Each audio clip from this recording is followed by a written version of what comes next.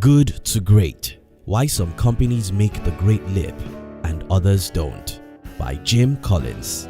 Summarized by Bukola Odedeyi and voiced by Uyo Uyo. When I was running my first company, which was a computer repairs outfit, I knew I was up against a huge myriad of competitors.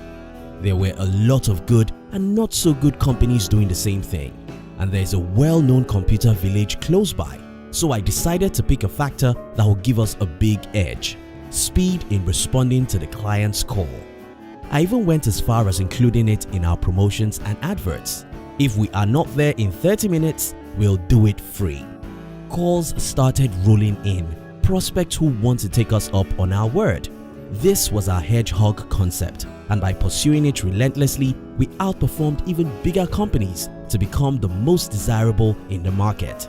The first lesson in the Good to Great is: good to great businesses find a simple hedgehog concept and pursue it relentlessly.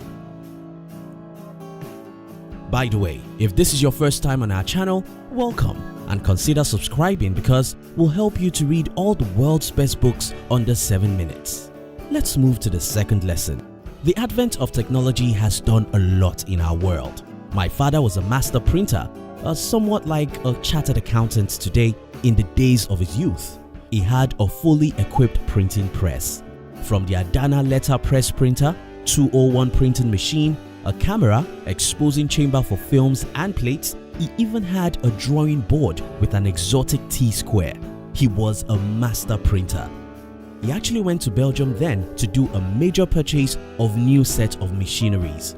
What this means is that if he gets a contract to print a book, his press handles the typesetting, page layout design, shooting the film, exposing the plate, the printing and the finishing from start to finish. Then came the advent of computers. Without the help of these heavy-duty machinery, you can create amazing designs and book layouts on the computer within a record time. Daddy thought the trend will just pass away with time. He did not embrace the computer technology, and it was just a matter of time his printing business went under. The second major lesson in the Good to Great is: technology is a great ally for success. It is a great friend to advance progress.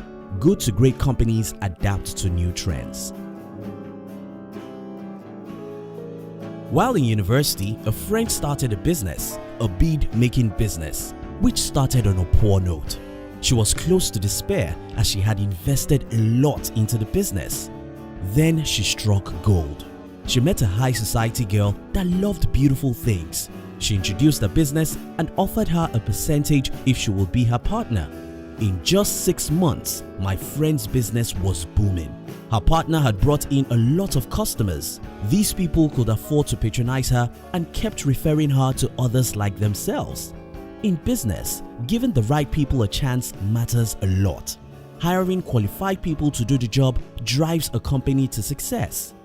The third lesson in Good to Great is: make the right contacts and connections. Put the right people in the right place. Never hire with emotions. BBC aired a news sometimes back about a British government representative to the parliament whose major duty was to provide answers to the questions of the royal family. This representative was late to the chambers for about 15 minutes on a particular day. When he came, he asked for permission to offer an apology.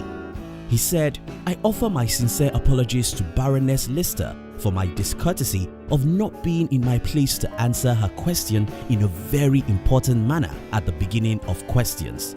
During the 5 years which it has been my privilege to answer questions from this dispatch box on behalf of the government, I have always believed we should rise to the highest possible standards of courtesy and respect in responding on behalf of government to the legitimate questions of the legislator.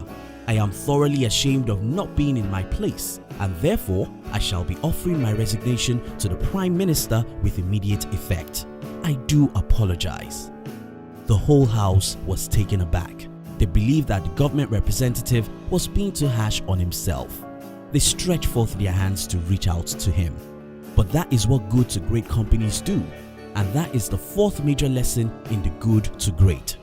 Good to great companies never make excuses for failure. They will investigate and find out reasons for failure. The leaders are also disciplined and so show good examples to other employees.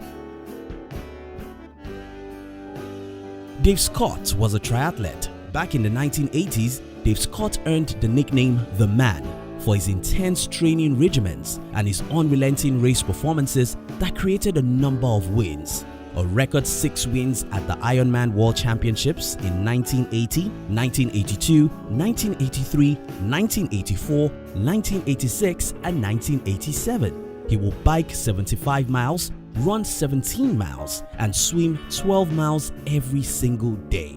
It was a grueling regime. Despite this, he still had the self-discipline to rinse his daily meal of cottage cheese before eating it to minimize his fat consumption. Good to great companies were filled with people with the same level of diligence and intensity as Dave Scott, working towards the simple strategy which their company was following. The fifth lesson we could learn from the book Good to Great is: good to great companies follow culture of rigorous self-discipline and adhere to the simple hedgehog concept.